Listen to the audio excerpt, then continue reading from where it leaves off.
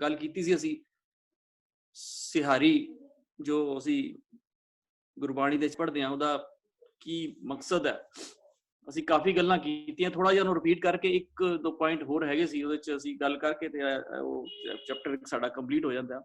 ਕਾਫੀ ਸ਼ਾਇਦ ਮਦਦ ਮਿਲੇਗੀ ਉਹਦੇ ਨਾਲ। ਜਿਸ ਤਰ੍ਹਾਂ ਕਿ ਅਸੀਂ ਪਹਿਲੇ ਅਸੀਂ ਸਮਝ ਚੁੱਕੇ ਸੀ, ਥੋੜਾ ਜਿਹਾ ਮੈਂ ਦੀ ਰਿਵੀਜ਼ਨ ਕਰ ਲਈ। ਅਗਰ ਕਾਪੀ ਪੈਨਸਿਲ ਹੋਏ ਤੇ ਸਾਡੇ ਕੋਲ ਜ਼ਿਆਦਾ ਅੱਛਾ ਰਹਿੰਦਾ। ਇਸ ਤਰ੍ਹਾਂ ਦੀ ਚੀਜ਼ ਕਈ ਵਾਰੀ ਯਾਦ ਨਹੀਂ ਰਹਿੰਦੀ ਤੇ ਸਾਡੇ ਕੋਲ ਨੋਟ ਕਰੀ ਜਾਈਏ ਤੇ ਸਾਨੂੰ ਜ਼ਿਆਦਾ ਈਜ਼ੀ ਰਹਿੰਦਾ ਬਾਅਦ ਦੇ ਵਿੱਚ ਉਹਨੂੰ ਸਮਝਣ ਦੇ ਵਿੱਚ। ਅਸੀਂ ਸਮਝ ਚੁੱਕੇ ਹਾਂ ਕਿ ਸੰਬੰਧਕ ਅਰਥ ਜਿਹੜੇ ਹੁੰਦੇ ਨੇ, ਜਿਹੜੇ ਸੰਬੰਧਕ ਲਫ਼ਜ਼ ਹੁੰਦੇ ਨੇ, ਉਹਦੇ ਵਿੱਚ ਸਿਹਾਰੀ ਦਾ ਯੂਜ਼ ਜਿਹੜਾ ਹੁੰਦਾ ਉਹ ਇਸਤੇਮਾਲ ਕੀਤਾ ਜਾਂਦਾ ਗੁਰਬਾਣੀ ਦੇ ਵਿੱਚ। ਜਿਸ ਤਰ੍ਹਾਂ ਅਸੀਂ ਐਗਜ਼ਾਮਪਲ ਪਿਛਲੀ ਵਾਰੀ ਲਏ ਸੀ ਕਿ ਵਿੱਚ ਹੈ, ਜਿਸ ਤਰ੍ਹਾਂ ਤੇ ਵਿੱਚ ਦੇ ਚੱਚੇ ਨੂੰ ਸਿਹਾਰੀ ਮਿਲਦੀ ਹੈ ਭੈ ਵਿੱਚ ਸੂਰਜ, ਭੈ ਵਿੱਚ ਚੰਦ। ਜਦੋਂ ਅਸੀਂ ਇਹ ਪੜ੍ਹਦੇ ਹਾਂ ਤੇ ਉੱਥੇ ਵਿੱਚ ਦਾ ਮਤਲਬ ਉਹ ਸੰਬੰਧਕ ਹੈਗਾ ਕਿ ਭੈ ਦੇ ਵਿੱਚ ਹੈ, तो सो विच दे चच्चे नूं सिहारी मिलती है सानू। इसी तरह निकट जिहड़ा है वह भी एक संबंधक अखर है, संबंधक निकट। ते निकट दे विच भी असीं देखदे हां सदा निकट निकट हर जान, जिस तरह असीं पढ़दे हां ते उहदे विच भी सानू सिहारी मिलती है। इसी तरह होर पंक्तियां साडे कोल बहुत सारी हैगियां। तिसे भलाई निकट ना आवे, पार ब्रह्म निकट कर पेख, असीं सुखमनी साहब दे विच पढ़दे हां। उत्थे भी सानू जिहड़ा निकट जिहड़ा है ਉਹ ਸਿਹਾਰੀ ਦੇ ਨਾਲ ਮਿਲਦਾ। ਇਸੇ ਤਰ੍ਹਾਂ ਲਫ਼ਜ਼ ਜਿਹੜਾ ਆਂਦਾ ਭੀਤਰ, ਭੀਤਰ ਹੁੰਦੀ ਵਸਤ ਨਾ ਜਾਣਾ, ਐਸਾ ਕਰਕੇ ਉਹ ਭੀਤਰ ਦੇ ਵੀ ਰਾਰੇ ਨੂੰ ਜਿਹੜਾ ਹੈ ਉਹ ਸਿਹਾਰੀ ਮਿਲਦੀ ਹੈ, ਕਿਉਂਕਿ ਭੀਤਰ ਜਿਹੜਾ ਹੈ ਉਹ ਸੰਬੰਧਕ ਲਫ਼ਜ਼ ਹੈ। ਇਸੇ ਤਰ੍ਹਾਂ ਅੰਦਰ ਹੁਕਮ ਹੈ ਅੰਦਰ ਸਭ ਕੋ ਬਾਹਰ ਹੁਕਮ ਨਾ ਕੋਈ, ਇੱਥੇ ਅੰਦਰ ਦੇ ਰਾਰੇ ਨੂੰ ਸਿਹਾਰੀ ਮਿਲੇਗੀ, ਬਾਹਰ ਨੂੰ ਵੀ ਸਿਹਾਰੀ ਮਿਲਦੀ ਹੈ। ਇਸ ਤਰ੍ਹਾਂ ਪੰਕਤੀਆਂ ਮਿਲਦੀਆਂ।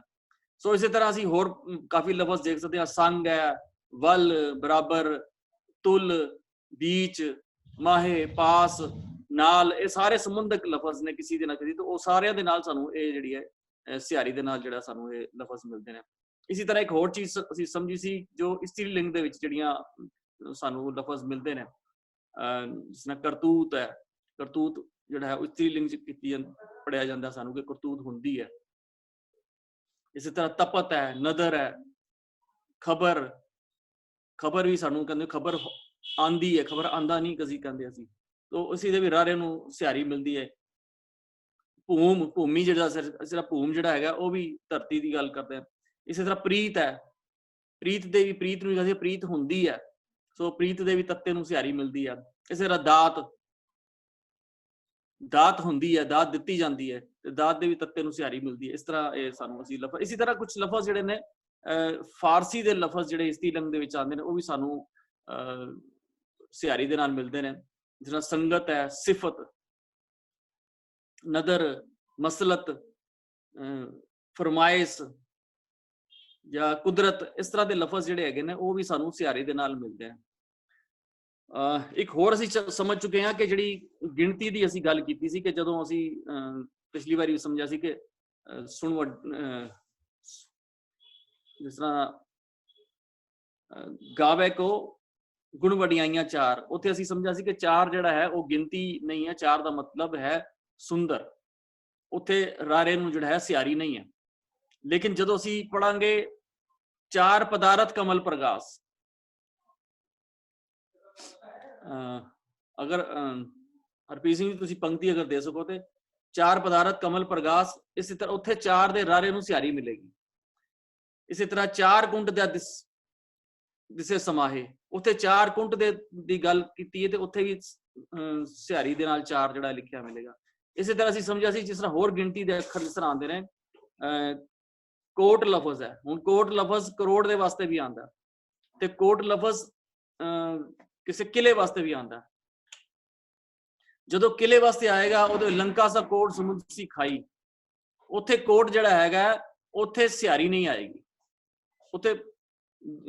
लेकिन जिथे कोट लफज गिनती का आएगा, कई कोट होए पुजारी, कई कोट आचार विहारी, उत्थे पूरी अष्टपदी जिहड़ी है कोट दे नाल सानू मिलदी है। कई कोट पई तीरथवासी, कई कोट बिन परम उदासी, उत्थे सारियां जिहड़ियां है वो कोट जिहड़ा लफज है वो सानू सिहारी दे नाल मिलदा। सो सानू इत्थों पता लगदा कि इत्थे गिनती की गल चल रही है और इत्थे किसी किले की गल चल रही है। सो एक ਇਹ ਸਾਰੀਆਂ ਚੀਜ਼ਾਂ ਅਸੀਂ ਪਹਿਲੇ ਕਰ ਚੁੱਕੇ ਹਾਂ। ਇੱਕ ਦੋ ਚੀਜ਼ਾਂ ਹੋਰ ਵੀ ਰਹਿ ਗਈਆਂ ਜਿਹੜੀਆਂ ਮੈਂ ਥੋੜੀ ਸਾਂਝੀ ਕਰਨਾ ਚਾਹੁੰਦਾ ਸੀ ਤਿਆਰੀ ਦੇ ਨਾਲ। ਬੜੀ ਇੰਪੋਰਟੈਂਟ ਹੈ ਬੜਾ ਆਸਾਨ ਹੈ, ਲੇਕਿਨ ਥੋੜਾ ਜਿਹਾ ਸੁਣਨ ਦੇ ਵਿੱਚ ਮੁਸ਼ਕਲ ਲੱਗਦਾ ਹੈ ਕਿ ਇੱਕ ਪੂਰਵ ਪੂਰਨ ਕਾਰ ਦੰਤਕ ਕਰਕੇ ਇੱਕ ਪ੍ਰੋਫੈਸਰ ਸਾਹਿਬ ਸਿੰਘ ਜੀ ਨੇ ਜਿਹੜਾ ਇਹਦਾ ਲਿਖਿਆ, ਨਾਮ ਬੜਾ ਖਤਰਨਾਕ ਹੈ, ਪੂਰਵ ਪੂਰਨ ਕਾਰ ਦੰਤਕ। ਹੁਣ ਪੂਰਵ ਪੂਰਨ ਕਾਰ ਦੰਤਕ ਨਾਮ ਸੁਣ ਕੇ ਲੱਗਦਾ ਕਿ ਬੜਾ ਕੰਪਲਿਕੇਟਡ ਜਾਂ ਕੋਈ ਲਫ਼ਜ਼ ਹੈ ਗ੍ਰਾਮਰ ਦਾ, ਲੇਕਿਨ ਹੈ ਬੜਾ ਆਸਾਨ ਸਮਝਣ ਦਾ। ਉਹ ਇਹਨੂੰ ਥੋੜਾ ਜਿਹਾ ਇਸ ਤਰ੍ਹਾਂ ਸਮਝ ਲਈਏ ਕਿ ਪੂਰਵ ਦਾ ਮਤਲਬ ਹੁੰਦਾ ਪਹਿਲੇ, ਪੂਰਨ ਦਾ ਮਤਲਬ ਹੁੰਦਾ ਜਿਹੜਾ ਕੰਪਲੀਟ ਹੋ ਗਿਆ, ਔਰ ਕਾਰ ਦੰਤਕ ਜਿਹੜਾ ਕੰਮ ਹੋ ਰਿਹਾ। ਹੁਣ ਇਹਦਾ ਮਤਲਬ ਇਹ ਹੋਇਆ ਕਿ ਕੁਝ ਐਸੇ ਕੰਮ ਹੁੰਦੇ ਨੇ ਜਿਹੜਾ ਕਿ ਇੱਕ ਮੇਨ ਕਿਰਿਆ ਹੁੰਦੀ ਹੈ, ਉਸ ਮੇਨ ਕਿਰਿਆ ਤੋਂ ਕਰਨ ਤੋਂ ਪਹਿਲੇ ਇੱਕ ਹੋਰ ਕਿਰਿਆ ਹੁੰਦੀ ਹੈ। ਗੁਰਬਾਣੀ ਦੇ ਵਿੱਚ ਵੀ ਬੜੇ ਸਾਰੇ ਐਗਜ਼ਾਮਪਲ ਇਸ ਦੁਨੀਆ ਆਮ ਭਾਸ਼ਾ ਦੇ ਵਿੱਚ ਅਸੀਂ ਐਗਜ਼ਾਮਪਲ ਦੀ ਗੱਲ ਕਰੀਏ, ਜਿਸ ਤਰ੍ਹਾਂ ਮੈਂ ਕਹਾਂ ਕਿ ਮੈਂ ਹੱਥ ਧੋ ਕੇ ਰੋਟੀ ਖਾਵਾਂਗਾ। ਹੁਣ ਜਿਹੜੀ ਮੇਨ ਕਿਰਿਆ ਹੈਗੀ ਹੈ ਉਹ ਹੈਗਾ ਰੋਟੀ ਖਾਣਾ, ਲੇਕਿਨ ਇਹਦੇ ਦੂਜੀ ਕਿਰਿਆ ਇੱਕ ਹੋਰ ਸ਼ਾਮਲ ਹੋ ਗਈ ਹੈ, ਹੱਥ ਧੋ ਕੇ। ਇਸੇ ਤਰ੍ਹਾਂ ਕੋਈ ਕਹੇ ਕਿ ਮੈਂ ਨਹਾ ਕੇ ਪਾਠ ਕਰਾਂਗਾ, ਹੁਣ ਮੇਨ ਕਿਰਿਆ ਜਿਹੜੀ ਹੈਗੀ ਉਹ ਪਾਠ ਕਰਨਾ, ਲੇਕਿਨ ਉਹਦੇ ਨਾਲ ਇੱਕ ਹੋਰ ਕਿਰਿਆ ਜੁੜ ਜਾਏਗੀ, ਜੁੜ ਗਈ ਹੈ ਨਹਾ ਕੇ। ਇਸੇ ਤਰ੍ਹਾਂ ਕੋਈ ਹੋਰ ਅਸੀਂ ਐਗਜ਼ਾਮਪਲ ਕੋਈ ਵੀ ਬਣਾ ਸਕਦਾ, ਜਿਸ ਤਰ੍ਹਾਂ ਮੈਂ ਬਾਜ਼ਾਰ ਜਾ ਕੇ ਸੂਟ ਖਰੀਦਾਂਗਾ। ਹੁਣ ਮੇਨ ਕਿਰਿਆ ਕੀ ਹੈ ਸਾਡੀ? ਸੂਟ ਖਰੀਦਣਾ, ਕਪੜਾ ਖਰੀਦਣਾ, ਲੇਕਿਨ ਉਹਦੇ ਨਾਲ ਇੱਕ ਉਸ ਤੋਂ ਪਹਿਲੇ ਇੱਕ ਹੋਰ ਕਿਰਿਆ ਜੁੜੀ ਹੋਈ ਹੈ, ਉਹ ਹੈ ਬਾਜ਼ਾਰ ਜਾਣਾ। ਸੋ ਇਸੇ ਤਰ੍ਹਾਂ ਸਾਨੂੰ ਗੁਰਬਾਣੀ ਦੇ ਵਿੱਚ ਵੀ ਬਹੁਤ ਸਾਰੀਆਂ ਜਿਹੜੇ ਲਫ਼ਜ਼ ਜਿਹੜੇ ਨੇ ਉਹ ਸਾਨੂੰ ਮਿਲਦੇ ਨੇ। ਇਹਦੇ ਸਾਰੀਆਂ ਜਿੰਨੀਆਂ ਵੀ ਗੱਲਾਂ ਕੀਤੀਆਂ, ਇਹਦੇ ਇੱਕ ਲਫ਼ਜ਼ ਆਉਂਦਾ ਕਿ, ਮੈਂ ਜਾ ਕੇ, ਮੈਂ ਖਾ ਕੇ, ਮੈਂ ਹੱਥ ਧੋ ਕੇ। ਸੋ ਕੇ ਲਫ਼ਜ਼ ਜਿੱਥੇ ਆਉਂਦਾ ਨਾ ਕਿ, ਉਸ ਕੇ ਲਫ਼ਜ਼ ਦੀ ਜਗ੍ਹਾ ਤੇ ਗੁਰਬਾਣੀ ਦੇ ਵਿੱਚ ਸਿਹਾਰੀ ਦਾ ਇਸਤੇਮਾਲ ਕੀਤਾ ਜਾਂਦਾ। ਬਸ ਇੰਨੀ ਕੁ ਗੱਲ ਸਮਝਣ ਵਾਲੀ, ਕੋਈ ਜ਼ਿਆਦਾ ਇਹਦੇ ਚ ਕੰਪਲਿਕੇਟਡ ਗੱਲ ਹੀ ਹੈਗੀ। ਜਿਸ ਤਰ੍ਹਾਂ ਫॉर एग्जांपल, ਸੁਣ ਵੱਡਾ ਆਖੈ ਸਭ ਕੋਏ। ਸੁਣ ਕੇ ਸਾਰੇ ਉਹਨੂੰ ਵੱਡਾ ਆਖਦੇ ਨੇ। ਹੁਣ ਮੇਨ ਕਿਰਿਆ ਹੈ ਵੱਡਾ ਆਖਣਾ, ਉਸ ਤੋਂ ਪਹਿਲੇ ਇੱਕ ਕਿਰਿਆ ਹੋ ਗਈ ਹੈ ਸੁਣ ਕੇ। ਹੁਣ ਤੇ ਜਿਹੜਾ ਸੁਣ ਹੈ ਨਾ, ਉਹ ਸੁਣ ਦੇ ਅੜਾੜੇ ਨੂੰ ਜਿਹੜਾ ਹੈ ਸਿਹਾਰੀ ਲੱਗੀ ਹੋਈ। ਇਹ ਬਸ ਇਹਦੇ ਵਿੱਚ ਨੁਕਤਾ ਹੈਗਾ। ਇਸੇ ਤਰ੍ਹਾਂ ਹੈਗਾ, ਸੁਣ ਸੁਣ ਨਾਮ ਤੁਮਹਾਰਾ ਪ੍ਰੀਤਮ ਪ੍ਰਭ ਪੇਖਣ ਕਾ ਚਾਓ। ਹੁਣ ਪ੍ਰਭ ਪੇਖਣ ਕਾ ਚਾਓ ਜਿਹੜਾ ਨਾ ਉਹ ਮੇਨ ਕਿਰਿਆ ਹੈ। ਸੁਣ ਸੁਣ ਭਾਵ ਸੁਣ ਸੁਣ ਕੇ। ਹੁਣ ਇੱਥੇ ਲਿਖਿਆ ਨਹੀਂ ਹੈ ਸੁਣ ਸੁਣ ਕੇ, ਅਸੀਂ ਕਿਸ ਤਰ੍ਹਾਂ ਅਰਥ ਕਰ ਲਏ ਸੁਣ ਸੁਣ ਕੇ? ਉੱਥੇ ਲਿਖਿਆ ਸੁਣ ਸੁਣ ਨਾਮ। ਹੁਣ ਸੁਣ ਸੁਣ ਕੇ ਦਾ ਜਿਹੜਾ ਅੜਾੜੇ ਨੂੰ ਜਿਹੜੀ ਸਿਹਾਰੀ ਹੈ ਨਾ, ਇਹਦਾ ਮਤਲਬ ਬਣਦਾ ਕਿ ਸੁਣ ਸੁਣ ਨਾਮ ਤੁਮਾਰਾ ਪ੍ਰੀਤਮ ਪ੍ਰਭ ਪੇਖਣ ਕਾ ਚਾਓ। ਇਸੇ ਤਰ੍ਹਾਂ ਅਸੀਂ ਸਮਝਦੇ ਕਿ ਫਿਰ ਆਪਣੇ ਗ੍ਰਹਿ ਮੈਂ ਆਇਆ। ਫਿਰ ਆਪਣੇ, ਹੁਣ ਫਿਰ ਕੇ ਆਪਣੇ ਗ੍ਰਹਿ ਵਿੱਚ ਆਇਆ। ਹੁਣ ਮੇਨ ਕਿਰਿਆ ਜਿਹੜੀ ਇਹਦੇ ਚ ਹੈਗੀ ਹੈ ਉਹ ਹੈ ਘਰ ਵਿੱਚ ਆਣਾ, ਲੇਕਿਨ ਆਇਆ ਕਿਸ ਤਰ੍ਹਾਂ? ਫਿਰ ਕੇ। ਇੱਥੇ ਫਿਰ ਦੇ ਰਾਰੇ ਨੂੰ ਦੋ ਵਾਰੀ ਫਿਰ ਲਿਖਿਆ, ਤੇ ਇਸ ਤਰ੍ਹਾਂ ਕੇ ਰਾਰੇ ਨੂੰ ਸਿਹਾਰੀ ਲੱਗੀ ਹੋਈ, ਦੋਨੋਂ ਰਾਰਿਆਂ ਨੂੰ ਸਿਹਾਰੀ ਲੱਗੀ। ਉਹਦਾ ਮਤਲਬ ਹੋਇਆ ਫਿਰ ਕੇ। ਇਸੇ ਤਰ੍ਹਾਂ ਅਸੀਂ ਪੜ੍ਹਦੇ ਹਾਂ ਆਸਾ ਦੀ ਵਾਰ ਦੇ ਵਿੱਚ, ਕਾਜੀ ਕੂੜ ਬੋਲ ਮਲ ਖਾਏ। ਹੁਣ ਕਾਜੀ ਜਿਹੜਾ ਹੈ ਕੂੜ ਬੋਲ ਕੇ ਮਲ ਖਾਂਦਾ। ਹੁਣ ਕੂੜ ਬੋਲਣਾ ਜਿਹੜਾ ਹੈ ਉਹ ਜਿਹੜੀ ਪਹਿਲੇ ਦੀ ਕਿਰਿਆ ਹੈ। ਉੱਥੇ ਕੂੜ ਬੋਲ ਕੇ ਦਾ ਮਤਲਬ ਹੋ ਗਿਆ ਕੂਲ ਬੋਲ, ਜਿਹੜਾ ਨਾ ਬੋਲ ਦੇ ਲੱਲੇ ਨੂੰ ਜਿਹੜਾ ਹੈ ਇਹ ਸਿਹਾਰੀ ਲੱਗੀ। ਸੋ ਇੱਥੇ ਇਸ ਤਰ੍ਹਾਂ ਦੀ ਕਈ ਸਾਨੂੰ ਹੋਰ ਐਗਜ਼ਾਮਪਲ ਮਿਲ ਜਾਣਗੇ ਇਸ ਗੁਰਬਾਣੀ ਦੇ ਵਿੱਚ ਅਸੀਂ ਪੜਾਂਗੇ। ਤੇ ਇਸ ਤਰ੍ਹਾਂ ਇਹਦਾ ਮਤਲਬ ਹੈ ਕਿ ਇਸ ਤਰ੍ਹਾਂ ਦੀ ਸਾਨੂੰ ਬਹੁਤ ਸਾਰੀਆਂ ਐਗਜ਼ਾਮਪਲਾਂ ਸਾਨੂੰ ਗੁਰਬਾਣੀ ਦੇ ਵਿੱਚ ਅਸੀਂ ਹੋਰ ਖੋਜ ਕਰਾਂਗੇ ਤੇ ਸਾਨੂੰ ਮਿਲ ਜਾਣਗੀਆਂ। ਜਿਸ ਤਰ੍ਹਾਂ ਡਰ ਡਰ ਪਚੇ ਮਨਮੁਖ ਬੇਚਾਰੇ। ਡਰ ਡਰ ਪਚੇ ਮਨਮੁਖ ਬੇਚਾਰੇ। ਹੁਣ ਡਰ ਕੇ ਜਿਹੜੇ ਨੇ ਉਹ ਪਚ ਗਏ। ਹੁਣ ਇੱਥੇ ਜਿਹੜੀ ਪਹਿਲੇ ਜਿਹੜੀ ਕਿਰਿਆ ਹੈਗੀ ਹੈ ਉਹ ਹੈ ਡਰ ਕੇ। ਇੱਥੇ ਦੋਨੋਂ ਡਰ ਜਿਹੜਾ ਹੈਗਾ ਉਹ ਉਹਦੇ ਤੇ ਸਿਹਾਰੀ ਲੱਗੀ ਹੋਈ।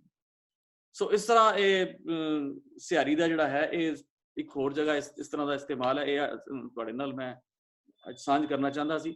ਸੋ ਹਾਂ, ਇਹ ਸਾਡੇ ਸਾਹਮਣੇ पंक्ति आ गई है। सो ਇਹਦਾ मतलब है डर डर के, ਹੁਣ के लिखिया नहीं है, लेकिन सियारी का अंदरूनी मतलब ਜਿਹੜਾ ਆਂਦਾ ਉਹ ਆਈ ਹੋਇਆ ਕਿ डर डर के। ਸੋ ਇਸੇ ਤਰ੍ਹਾਂ ਸਾਨੂੰ ਬੜੇ ਸਾਰੇ ਐਗਜ਼ਾਮਪਲ ਹੋਰ ਵੀ ਮਿਲ ਜਾਣਗੇ ਗੁਰਬਾਣੀ ਦੇ ਵਿੱਚੋਂ, ਜਿਹਦੇ ਵਿੱਚ ਅਸੀਂ ਇਹ ਚੀਜ਼ਾਂ ਸਮਝ ਸਕਦੇ ਹਾਂ। ਲੇਕਿਨ ਸਭ ਤੋਂ ਜਿਹੜੀ ਮੇਜਰ ਜਿਹੜੀ ਗੱਲ ਹੈਗੀ ਇਹਦੇ ਵਿੱਚ ਕਿ ਇਹ ਸਾਨੂੰ ਚੀਜ਼ਾਂ ਪਤਾ ਕਿੱਥੋਂ ਲੱਗੀਆਂ,